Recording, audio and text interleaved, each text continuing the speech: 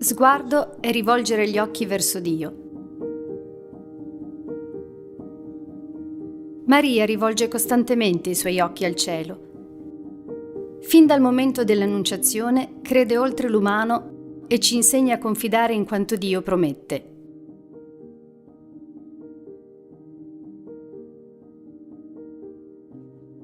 Come avverrà questo, poiché non conosco uomo? Le rispose l'angelo: Lo Spirito Santo scenderà su di te, e la potenza dell'Altissimo ti coprirà con la sua ombra. Perciò colui che nascerà sarà santo, e sarà chiamato Figlio di Dio. Allora Maria disse: Ecco la serva del Signore, avvenga per me secondo la tua parola.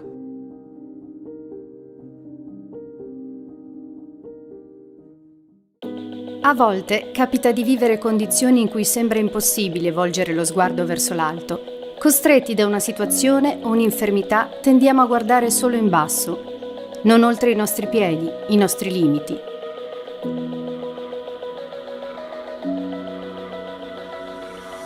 Ma Gesù Cristo è venuto tra noi per trasformarci, dall'essere curvati al terreno a poter affrontare la vita da risorti,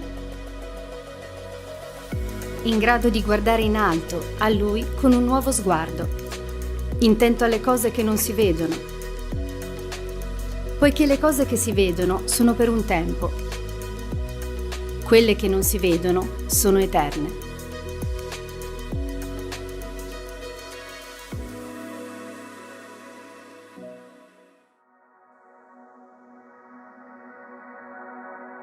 Miei cari confratelli, mia carissima famiglia salesiana, amici tutti, devoti di Maria Ausiliatrice, abbiamo cominciato la novena di questo anno 2021 e voglio cominciare facendo un invito a tutti voi in tutto il mondo per vivere una novena di Maria Ausiliatrice veramente profonda, bella, essenziale. Ci troviamo ancora oggi molto colpiti da questa pandemia del Covid, già di più di 15 mesi che tutto il mondo vive questa sofferenza. Sappiamo di tanto dolore dappertutto, ma allo stesso tempo siamo invitati come credenti a vivere e vivere in profondità la nostra fede anche nei momenti di più grande difficoltà. Penso che questo tempo, con tutti gli impegni, con tutti gli sforzi, sarà anche un'opportunità nella fede per vivere questa novena di Maria Ausiliatrice con uno sguardo che va più all'essenziale, a quella essenzialità che ci mette in una sicurezza. Dio continua a accompagnarci nel quotidiano. Il Dio che noi crediamo, professiamo, il Dio Padre, Figlio e Spirito nel Signore Gesù, che ha chiamato anche a una giovane donna per confidarle giustamente la incarnazione del suo Figlio, è il Dio che ci accompagna nel quotidiano, è il Dio che ha realizzato questo mistero prezioso della incarnazione nel quotidiano di una giovane ragazza aperta alla grazia di Dio e alla sua presenza. E giustamente credo che anche questo è un invito opportuno per noi in questi nuovi giorni.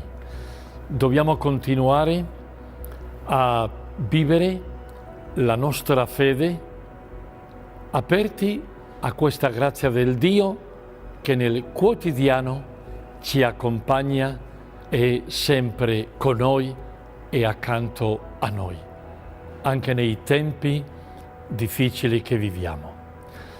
Impariamo della Madonna a fare un cammino di vita nella fede.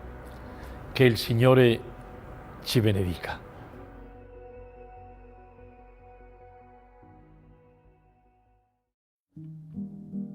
Il 14 maggio del 1887 fu consacrata la Basilica del Sacro Cuore a Roma. Il giorno dopo Don Bosco volle celebrare la messa all'altare di Maria Ausiliatrice. Aveva appena iniziato quando Don Viglietti, che lo assisteva, lo vide scoppiare a piangere. Un pianto lungo, irrefrenabile. Don Bosco, che ha? Si sente male? Don Bosco scosse la testa. Avevo dinanzi agli occhi, viva, la scena del mio primo sogno, a 9 anni.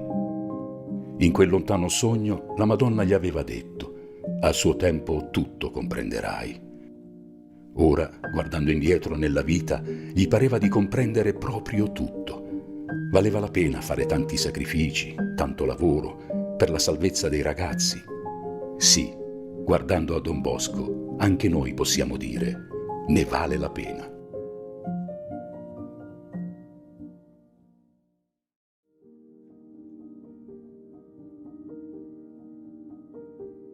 O Santissima ed Immacolata Vergine Maria, Madre nostra tenerissima e potente aiuto dei cristiani, noi ci consacriamo interamente al tuo dolce amore e al tuo santo servizio.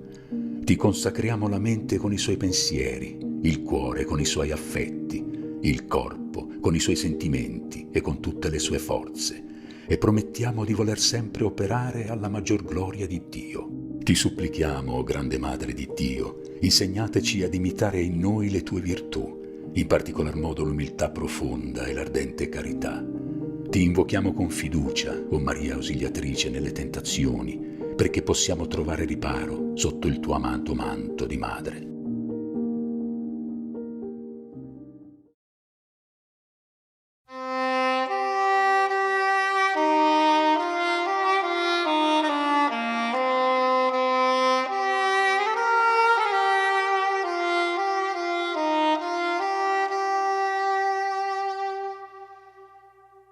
O Maria, Vergine potente, tu grande presidio della Chiesa, o Maria, aiuto dei cristiani, tu terribile esercito schierato.